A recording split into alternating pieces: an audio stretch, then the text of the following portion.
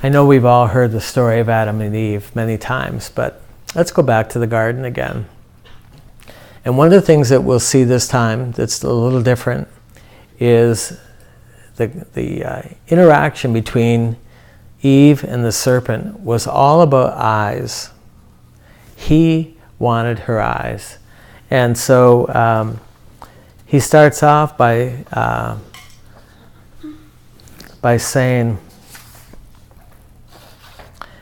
they're talking about the tree, that saying, did God really say that you're not to eat the fruit of the tree? Then the serpent says, for you shall not, you will not surely die. For God knows in the day that you eat, your eyes will be open, and you'll be like God, knowing good from evil. And so right away, the temptation is all about the eyes, but not our physical eyes, about our spiritual eyes. And so goes on to say in Genesis chapter 3, verse 6, so when the woman saw that the tree was good for food, and that it was pleasant to the eyes, two things. She saw that it was good for food. In other words, she saw that it was delicious before she even tasted it. That's an exercise of the eyes of her heart. And it was pleasant to the eyes, and the tree desirable to make one wise. She took the fruit and she ate. Isn't that interesting? It fits in with what James says in James chapter 1, verses 14 and 15. He says that when we're tempted, we're drawn away by our own desires and enticed. And when the desire has conceived, it gives birth to sin. And when it's full grown, it brings forth death. We've talked about spiritual death. It's not physical death. It's that separation from God. But notice its stages. It starts with a desire, and next thing you know, it grows until that desire conceives something, and then it's acted upon, and that separates us from God. It's always a process. And knowing that, once that desire is engaged, it's really hard to stop. The Lord wants to set us up keep us from temptation so that we don't set our eyes in a certain direction, because He knows that once you start looking, you'll lust, you'll long, and then it's really hard to disengage from that. You know, even a bucket of cold water being poured over you is going to be hard to disengage that desire. And the longer you look, the more you want it. It's the way they sell new cars. Temptation and temptation for someone of the opposite sex and buying a new car is all the same thing. That salesman wants you to get in it and smell the leather. He wants you to touch it. He wants you to test drive it. You know why? It's so clean. It's so quiet. It runs so smoothly.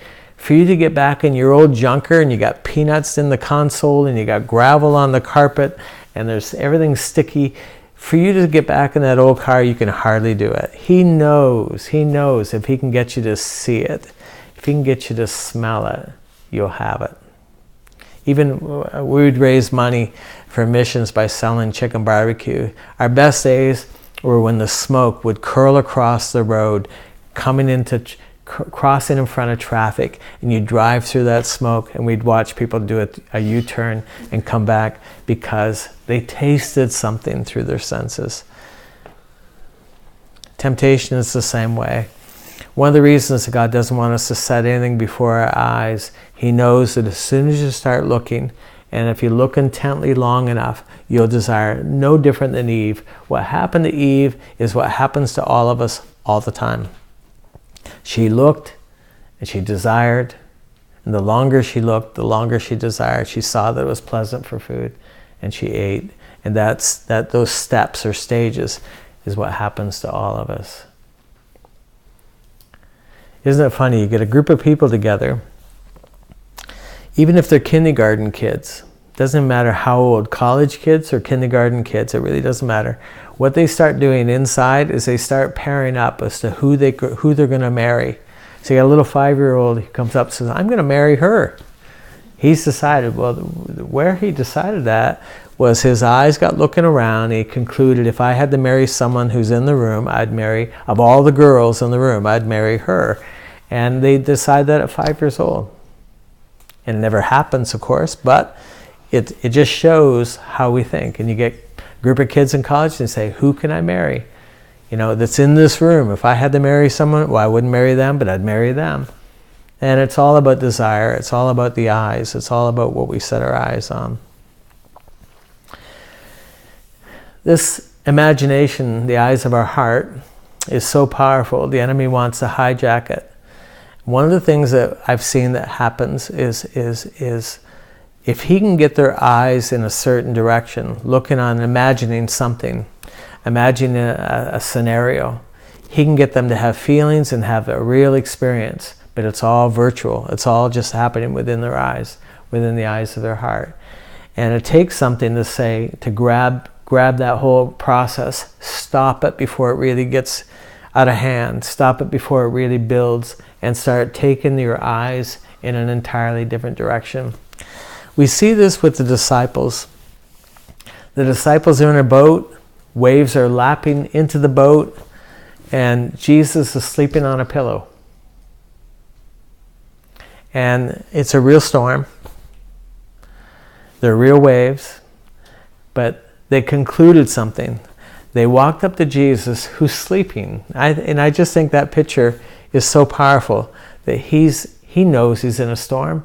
He's resting in his purpose. He's resting in his Father's love. He's resting in, he has a destiny. He has something to accomplish. And they've been told that as well, but they're not resting in it. And so here they are. They're being trained for something. Meanwhile, they've put their eyes on other things, and they looked at the waves, and they looked at the boat, and then they looked at Jesus, and they walked up to him, and this is what they said: Lord, don't you care that we're perishing? We're dying here. So they concluded that they're dying. They concluded that he didn't care. No wonder they were afraid. No wonder they were falling apart. Their eyes were going in the wrong direction. Their eyes were going at Jesus, saying, and this is what the enemy wants to do. He wants you to believe that God doesn't care. He wants you to go through a difficulty. That part you can't change.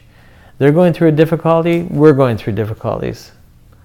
You're not really going to change your circumstance. The Christian life is not just smooth sailing all the time. There's waves. There's stuff that happens. That part's real. But they concluded that he didn't care. Then they concluded that they're dying. Don't you care that we're perishing? And what was in their heart was voiced, came out of their mouth. Jesus gets up and he counters the whole thing with reality. He rebukes the wind, rebukes the waves. Peace comes. The boat goes to the other side. Same thing when they concluded that it was a ghost walking on the water. Because you don't see people walking on the water every day. I understand that it would have looked, they couldn't have first concluded that it was Jesus. They'd never seen anything like this before. But Jesus counters it this way. Here they're screaming, saying that they saw a ghost. And Jesus counters it with truth. He says, it is I. Then he says something else that's really interesting. He says, be of good cheer. Like you can decide. You can change how you feel. Be of good cheer. Don't give in to the feelings that you have. Fear not. And so we have control over those things, and you can take them and you can set your eyes in a different direction.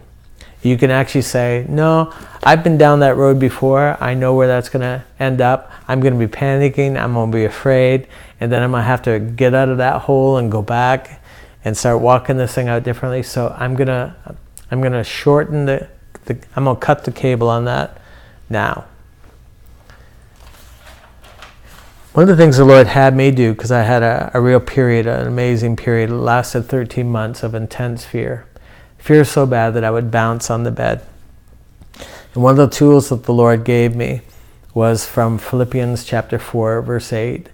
And it says, think on the things that are true And I changed that to think on the things that are actual and factual. And when I started running every fear through, is this actual? Because most fear is what if.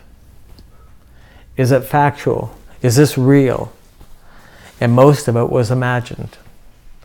And it would allow me to get a hold of my thought and say, okay, is this, I'm having these feelings, but is it actual?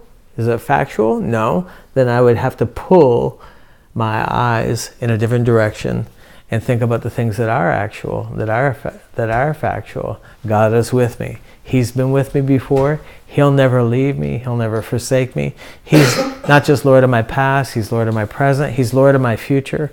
And I'd begin moving my eyes, shifting my eyes, and my feelings followed. My feelings followed my eyes. Amen? Amen.